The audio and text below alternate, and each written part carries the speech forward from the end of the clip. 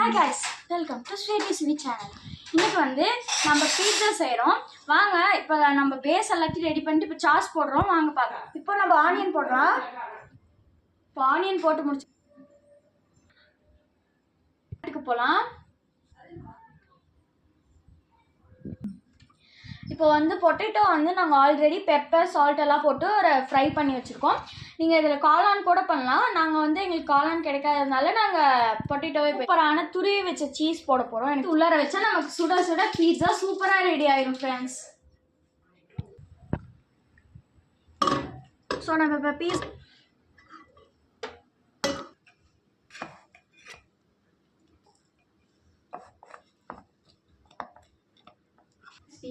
சூப்பரா வந்திருக்கு. யா சுடுது.